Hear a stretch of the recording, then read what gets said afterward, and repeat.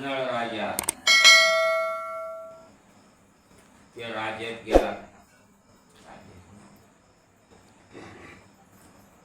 ऋतुपर्ण राजाला भेटला आणि तिथं मग काही काम मागितल्यामुळे काय करतो म्हणून विचारलं. त्याने सांगितलं मला घोड्याची परीक्षा येते, रथ चांगला चालता येतो. ऋतुपर्ण पुषे तो कोण, येरू म्हणे मी भाऊ का विधान, आस्व सारथ्य गती लक्षण जाण कसे सर्व. ठाऊ काय सुख शास्त्र, कोणा स्वयंपाकाचे बी पाकशास्त्राचे बी जमतं, आणि करीन चित्र विचित्र. ऋतुपर्णे संतोष होणे अपार आस्व शिक्षित ठेविला. वारसे सारखी आहे परंतु सर्वाहुन श्रेष्ठ. आसो पाऊस राहिला पाहिजे सेवा करून राहायची. विकल होऊन रजनी माधारी, दमयंती लागे विलाप करी. आहा प्राण वल्लभे सुंदरी, कोणीकडे गेलीस. मग दिवसा काम करायचं, रात्री विलाप काढायचा. तो जीवन नामे राज सेवकदान, बाहुका सांगे कुशे वर्तमान. रात्री विलाप करीशी दारून ते कारण सांगता. दुसरा राजसेवक काय म्हणे, तो रात्री काऊन रडतो ते सांगता, काय कारण काय. भाऊक म्हणे ते क्षणी, कोणी एक मंद बुद्धी प्राणी. दिव्य स्त्री सांडून वनी, आता म्हणे झुरत असे. दिवस सांगू लागलाय त्याचं की चांगली बायको टाकून दिली, सोडून दिली आणि आता झोरायला लागला. निरपराधी स्त्री निर्मल, सौंदर्याचे मुक्ताफळ. शृंगार वैराग्याचे त्याचा दिव्य रत्न त्यागिले. आईशी सांडून सुंदरी, आता मूर्ख तो शोक करी. त्याची ती अवसरी मी सहज दाबितो, आणि त्याची फक्त रीत तुम्हाला सांगायला असे. इकडे वैदर्भीची बाळी पाहून धिमक राजा सोपीक्षीण. स्वधवया ब्राह्मण पृथ्वीवरी पाठविले. इकडे सासऱ्याने एक ब्राह्मण पाठविले. पहा कुठं राहायचं का पहा. जामात आणि कन्या रत्न आई पाडी तो ब्राह्मण. त्याची अलंकार सहस्त्र गोदान देईन, जाण मा घेलते 1000 गाई घेईन. अलंकार देईन, मा घलते देईन. 56 देशा माझी दान, साक्षी पे सुजती ब्राह्मण. त्यात सुदेव ज्याचे विधान, जयदेव सुपुरी आला तो. सुदेव ज्याचं नाव तो आला. त्याने दमयंती देखी, त्याने दमयंती पाहिली. जैसे राहुने चंद्रप्रभा राशिनी, दिव्य प्रवाल वल्ली जगदचा आली अग्नी. आता दमयंतीची काय अवस्था महाराज. सोकार पंखे माखिले मुक्ता फळ, तैशी छान केली ते वेलाळ. तो सुदेव देवता तात्काळ रडू लागली वैदर्भी. ती दमयंती रडू लागली या बामणाला पाहून. सोकारने भयवी पडली, देव पण सुनंदा सतत झाली. राजमाता जवळी आली, पुसू लागली ती विप्राती. सुदेव सांगत तीच प्रती, तुझे भगिनीची कन्या हे दमयंती. वनी सांडून गेला पती, हिची गती हे झाला. ही सकल प्रमादाची स्वामिनी, कपाळी अक्षरत्नमणी. सुनंदा कपाळ धोनी हाती झाली ते द्राक्ष म्हणे कपाळावर, पण तो झाकून गेला. ऐका नाही, झाकून गेला. गरीबाच्या अंगात किती चांगले गुण असले, पण गरिबी त्याला झाकून टाकते गुण सगळे.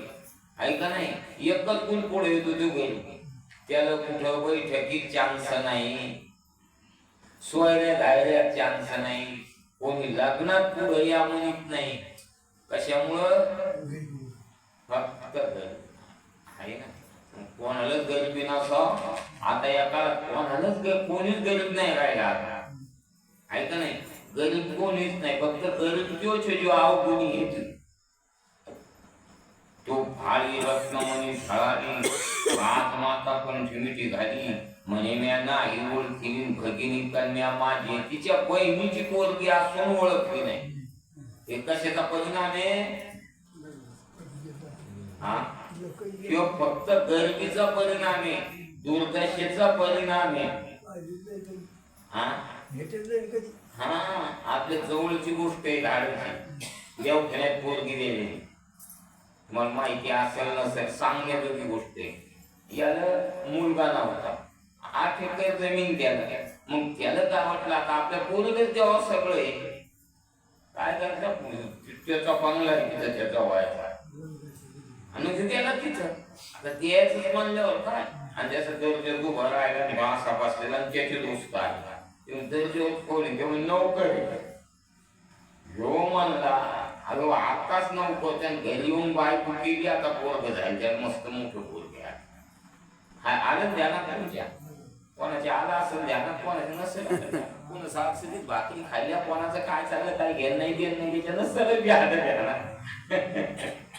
बरेच असे माणसं आहेत की आपल्याला काय करायचं माणसाला काहीच करायचं नाही पण सगळी माहिती पाहिजे. आपल्या देशाची माहिती पाहिजे, काय चाललं याची माहिती पाहिजे. बरेच माणसं आहेत आपल्याला त्याच्याहून काय करायचं.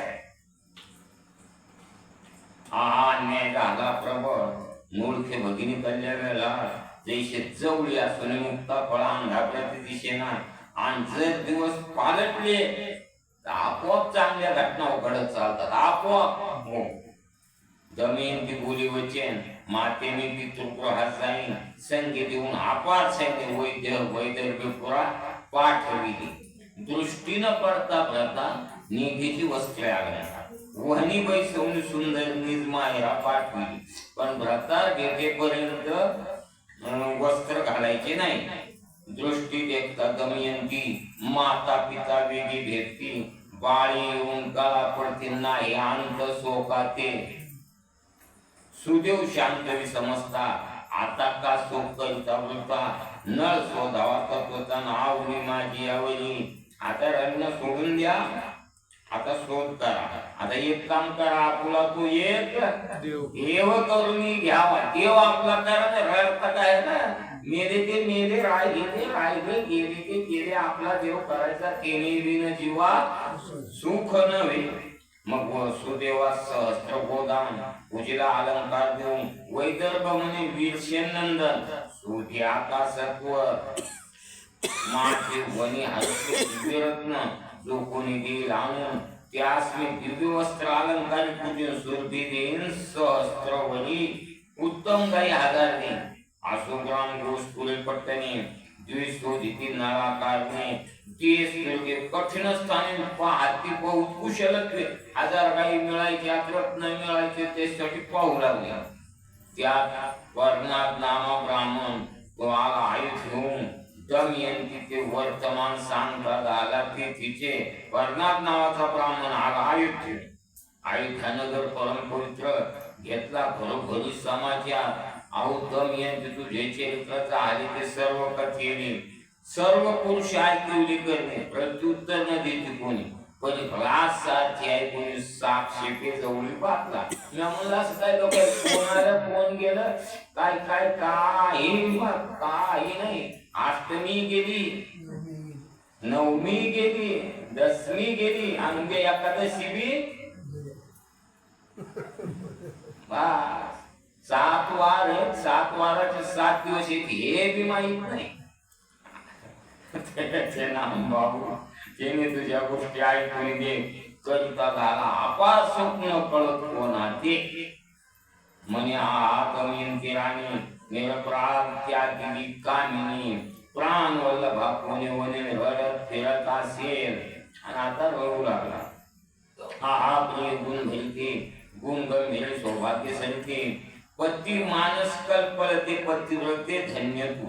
कुलवंत कामिनी शुद्ध जरी झाला पतीचा अपराध तरी न धरते हृदय घेत काही शब्द न ठेविते. कुलवानी स्त्रीची गोष्ट सांगितली.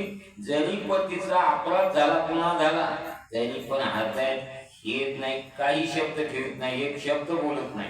पाटणाचे सांगता वर्तमान बहिणीने त्यास गौरवून मग पाठवला सुदेव ब्राह्मण आयुधेशी ते दवा. सुदेव नावाचा ब्राह्मण पाठवला. विप्रज्ञानी परम चतुर रुक्मिणी स्वयंवरात त्याचं नाव सुदेवच होतं. सुदेव म्हणजे चांगला देव. सुमन म्हणजे चांगलं मन असं आहे ते. ऋतुपर्णात भेटला सर्व. दमयंतीने सांगितला विचार तू त्या शिकत गेला. म्हणे दमयंतीचे सुरवर पूर्ण पुन्हा मांडिले दुसरेनं उदय प्रातकाली आहे लग्न नियम हाच केला असे प्रातकाली जो येईल गोपाळ त्यास ते घालेल माळ ऋतू करण्यात काळान पाहू कावर कमान सांगितले दमयंतीचे उदय लग्न नैषध मनात भावी पूर्ण मज कारणे करी के प्रयत्न उन्निधान दमयंती बाहुप्रायास बोले वचन सूर्योदय न होता पूर्ण 500 योजन रथात चालवीन जाण एक साथ होता ना त्याला दिवसा बरोबर पाहिजे तिथं आंधी हो आधी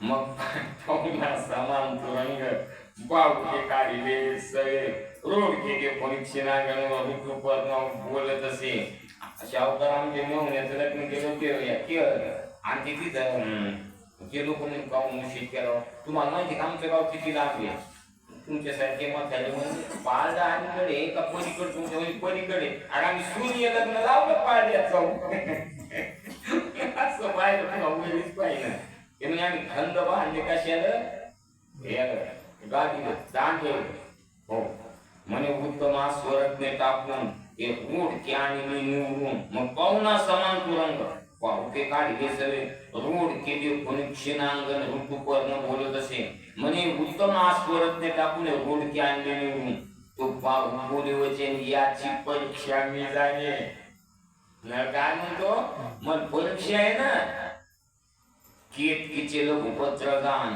धाकटा दिशे पंचानन वागला आणि दिसत असला थोरपणाशी नाही कारण ऐकता ऋतुपर्ण पोचला या आस्वाचे अंतर सवेत राया कळेल करुणिता मार्ग चिमणे रत्न सुरंग थोर पाशान कासऱ्या ये शेरवान चार नाही काम तरी ठेल निघलेल्या मार्गाला काय नाही सांगताय त्याचा तुपाची ताकद असते ती सामर्थ्य तपाचं नसतं सामर्थ्य सांगायला तपाचं लागतं माझ्या सत्यवादाचे तप वाचा केले बहुत कल्पतया फळाचे महाद्वीप पातळी प्रभू ऐका नाही कोणाला नाही जमत मग रोज फिरून दुपर्ण बसला थोडी धून फिरी वेळा वादशे साध्य केला नळा पूर्वी जाण नियमाचे तुरंग जाती शिपवन परम संतोषला ऋतुपर्ण म्हणे आस्वज्ञानी निपुण मातली कव्हांगळे ऋतुपर्णाच्या ध्यानात आलं एक मातली असेल सारखी मातली कोणासारखी होता मातली असेल नाही तर नळ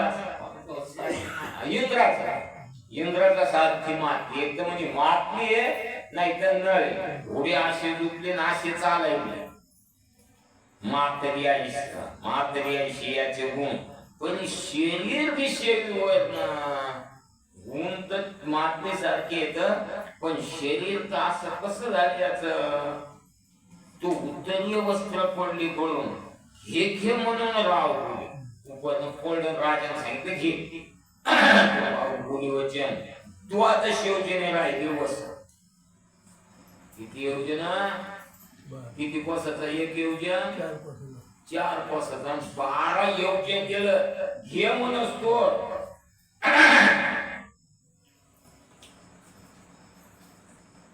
तो बिबित वृक्ष देखून ऋतुपर्ण बोलत बिब्याचं झाड पाडलं बिब्याचं म्हणते काय म्हणतो आपण त्याला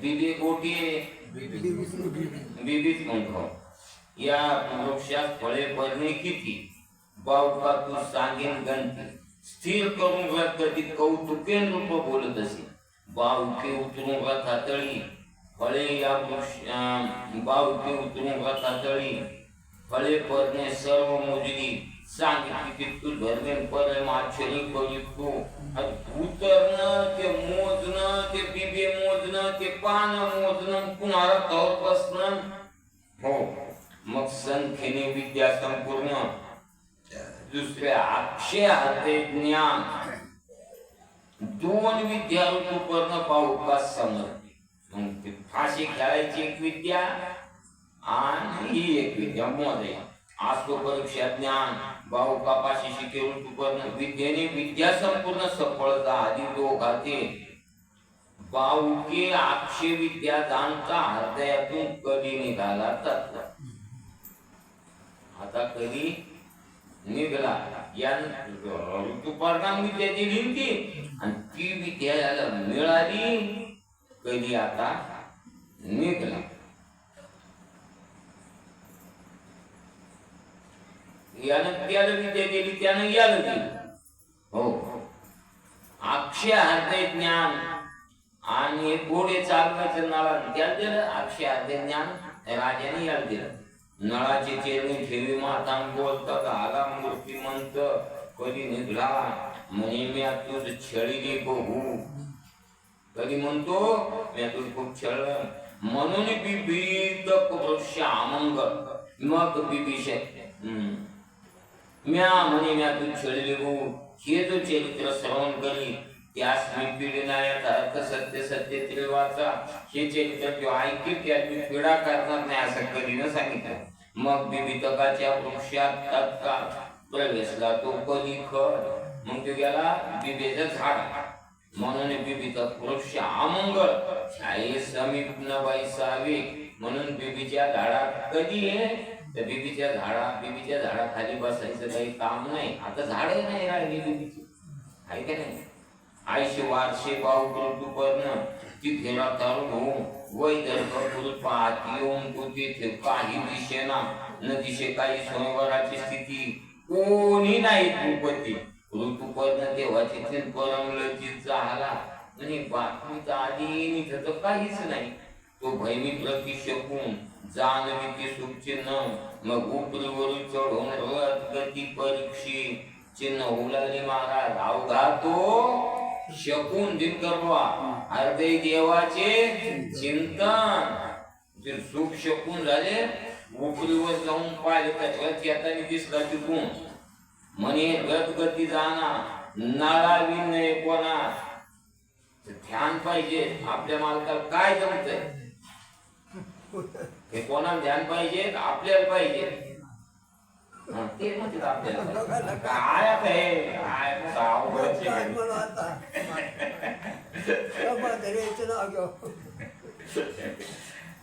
ओळख येत का नाही ओळख येत ना आसू भीम करून तो पडना एकटा झाला येऊन भीमके गृहास येऊन आदरी पूजेला ऋतुपर्णाची पूजा केली म्हणे का आले आगमन काय कारण करी कुणीकडे आले आता कुणीकडे आले मग आहे त्यापैकी बोले वचना सहज आलो तुमच्या दर्शना राय देऊन उत्तम सदना उपचार सर्व पाठवले काय सांगते सहज तुमच्या दर्शनाला आलो म्हणजे पहिल्यांदा असं व्हायचं मतातच कोणी खायला नसते की बातमी सांगायचं ते तुमचा सासरा वारला तुमचा नाही वारला असं ना आता काय बोल नाही तुमचा सासरा वारला कशासाठी जेवायसाठी फक्त काही काही माणसाची अशा गोष्टी तिथे जाऊन धोतर आणलं तिथे कपडेच नव्हते आमच्या गावात असा झालं फलान गेला आणि धोतर पाहिजे म्हणजे दुकानदार काही पैसे घेत नाही आणायचं की नेसायचं ते काय होती रथ शाळेस बाहुला राहता झाला जाऊन तुरंग सेवा करून येतो चारे तो शेविले मग यावर दमयंती पाठी आणि ह्यो भाऊ कुठे गेला आसो शाळेत ते घोडे ते पहिले सारथी जो आपल्या दूर करी जायचा मग त्याला ते पहिले सांभाळायचे ते सतरंजी ते आणि ते बैल हो पाठ काही शिकना आम्ही दुखी म्हणजे परीक्षा करून बहुरुती येई पाहून कोण एक सांगितलं कौशिकी नावाची दाशी केशिनी नामाची दाशी पाठवली आणि तिला सांगितलं की तू काय कर परीक्षा करून कोण येतं पाहून तो केशिनी चतुर येऊन उसत पाहू का लागून चतुर माणसाचेच काम माहित असे कोणाला थोडं जमतंय कारण तुम्ही ते पाहताला पार भरमान समजती पण खटका टाकायचं माहीतच नाही गप्पा करून बसतील एवढं पोर काही झालं सर तो म्हणे दमयंतीचे स्वयंवर बोलीला येऊन सुदेव विप्र म्हणून त्याचा नृपवर गुंतू पर्ण येथे पाहता. त्यानं सांगितलं मी त्याचा सारथी बाबू, मी त्याचा सारथी म्हणे. वारशे नग सारथी ते केशरी कुशे केशरी कुशे नैशेत सम्यक कोठे आहे सांग पा. त्याला विचारलं की नल राजा कुठे सांग. बाहुक म्हणे नेनवे काही गुप्त राहिला कोणी ठाई. काया पालटणी मैन कुठे हिंडतो कळेना. हे सांगितलं यानं त्याचं सांग कुठे हिंडायला. रूप बदललं काही कळणं. केशिनी माघारी येऊन दमयंती सांग वर्तमान. नेसलाय अर्ध संपरी काया जाणते नव्हे. अर्ध वस्त्र नेसलेला आहे पण रूप ते नाही. त्याची पाहता वर्तणूक नळाईशी दिशे सम्यक. विराटाच्या नगरात नाही का 5 पांडव चालले तर विराटाचे लोक काय म्हणू लागले. पुढचा धर्मराज असेल मागाचा अर्जुन त्याच्या मागे भीम त्याच्या पाठीमागे. चालणं कसंच आहे ना. चालणं कोण हिसकून घेतं का. बोलणं हिसकून घेतं का. आवाज हिसकून घेतं का. किती रूप बदललं तरी ठोकर आवाजाच्या आमच्या सारख्या माणसाने स्त्रीचं पार्क घेतलं. ते गत आले आले म्हणतंय नको ते हे फला नाही आपलं ते असं होत. ते आवाज बदलत नाही ना. केशिनी माघारी येऊन म्हणे वर्तणूक तर नळासारखीच आहे. त्याची पाहता वर्तणूक नळाशी समे. सत्कर्माचरण सद्विवेक नैषेधा असता दिसतो पय. चालणं बोलणं सगळं नळासारखे. वैदर्भी म्हणे जाऊन आणि पाय सर्व चिन्ह. देऊ नको उदकांना लेकरे घेऊन जाई तेथे. पाणी देऊ नको अन्न देऊ नको लेकरं घेऊन जाय म्हणे तिथं. मग दोन्ही बाळे घेऊन त्यापाशी गेले ते क्षणी. बाळे दृष्टी देखून आसरू नये आणि म्हणून तो माणसं म्हणते एकदा पोरी बेकुरबाळ झालं की तिची कटकट गेली. मग ते रडत आहे लेकरासाठी ऐका नाही. असं ते जसं आता जास्त नाही सांगत तुम्ही समजाल काय तुमच्या अडचण निर्माण होती का नाही. दोघे आलिंबुनी हरदई खेत करी त्या मिठी नाही. मग ती बाळे ठेवली मैन केशिनीशी बोलत. माझी बाळे आईशीच घरी मग अंतर ते बहुदुरी यास ते कोणी अंतरीन गैवर मज दाटला. पुन्हा हाणलंच असेच मग लेकर म्हणे म्हणून मला गैवर आला. यावरी केशिनी पाहिजे न येता जाता द्वारातून खालतीन परिमाण होऊन वामन जात असे. माणूस वाकून नाही चालायचा. लहान जर खिडकीतून जायची पाळी आली तर रूप लहान घ्यायचा पण मान वाकवायचा. रीत कुंभ ठेवला तो दृष्टीने पाहताच धरला. हिने सांगितलं होतं ना रिकाम भांडे नेऊन ठेव. त्यांना जर टाकली की बरोबर हो तुरंत फुंकीचा देवळण आग्नी प्रकटला का. अग्नी आला नाही नुसतं फुकलं की अग्नी लागला. अग्नीवर पडता वस्त्र न जळीची काय आणि मात्र वस्त्र अग्नीवर पडत जळण. सुमने थोडी विचित्र सवेची माप टवटवती. केशिनीने येऊन सर्व कथिले वर्तमान. भेमे म्हणे वीर शेन सूत होय निश्चयसी. दमयंती म्हणली नक्की कोण आहे.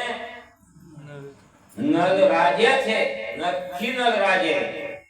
माता पित्यास पाठवी सांगून मी बाहुकास पाहू काय नाही. राय बाहुकास बोलावून भैमीकडे पाठविला. मुक्त केशा अर्धवस्त्री. तिने बी कपडे बदलले नाही ना. नाही बदलले महाराज. बाहुके भैमी देखील नेत्री. खाली पाहून सोपनी शब्द बाहेर फुटेना. नेत्रास वस्त्र लावून दमयंती कधी होत रडू लागली. म्हणे उमा रमन रमा रमन नल रूप प्रगटवी. तो अंतरिक्षवाणी बोलत नलराया पाहून क्वांत आपले स्वरूप पुण्यवंदन प्रगट करिये द्वा. करून कर कोटक स्मरण नळ पांघुराला प्रसाद वसन. बाल सूर्य समान पूर्व रूप प्रगटले. प्रगटलं. मग दमयंती धावून द्रढ धरी नाळाचे चरण कंठी मिठी घालून पूर्व दुःख आठवले. वृंदारक पुष्पसंभार वर्षेती तेव्हा वारंवार भीमक धावला सत्वर वाद्य गजर झाले भीमकानिने शतपती सप्रेमे एकमेकास आलिंगिती ऋतुपर्णे धावून प्रती नैषदास वंदिले जोडून या दोन्ही कर म्हणजे माझ्या प्राप्तोर नियनुने घडले साचार ते समग्र क्षमा करी नळ आणि दमयंती वस्त्रालंकारी सप्रेमे पूजिती जे स्वदेशीचे राजे धावते करभार घेऊन या आज्ञा घेऊन ऋतुपर्ण अयोध्येस गेला तेथून नैषद राजा सेना घेऊन निषेध देशाप्रती आला समयासी सादर व्हावे देव ठेवील तैसे राहावे आता उपकर बाळाने एक दिवस कसा येतो आणि एक दिवस कसा पुष्करात बोलावून बोली म्हणे आता खेळे दूत आता युद्ध करी आभूत महानिष्ठुरा पापिष्टा मग नळे दूत खेळून राज्य घेतले सर्व जिंकून भावकीचा पुष्कर त्याला बोलले आता खेळ तू ऐका नाही पुष्करात 100 ग्राम देऊन कृपा करून रक्षिला चढ घेतलं गेलेलं अनुकूल काळाला सगळं आलं वापस एक गाव त्याला आता तू या गावात हुशार आहे म्हणून नळ दमयंती समेत सुखरूप स्वराचे नांद यथाकाली मेघवर सत्प्रजा समस्त सुखी हो हे ऐकता नलाख्यान कधी नाशक सुखवर्गम श्रोते वचने कल्याण सुखरूप नांदती बृहदस्वा नामकृषी तिने कथा सांगितली धर्मासी म्हणे तू स्वराज्य पाऊशी नाही शेदाईशे मापुते धर्मराजाने विचारलं होतं की मलाच लय दुःख झालं असं दुःख कोणाला झालं का म्हणून ही कथा सांगितली धर्मराजाने बृहदस्वा नामकृषी तू काय दुःख आहे संसारात सगळे दुःख येत कोई तन दुखी कोई मन दुखी काही शरीरात दुखे तर काहीच्या मनात दुखे तर काही येईल कोणाचा बंगला पाहून भाकर गोड लागलं झोप येईल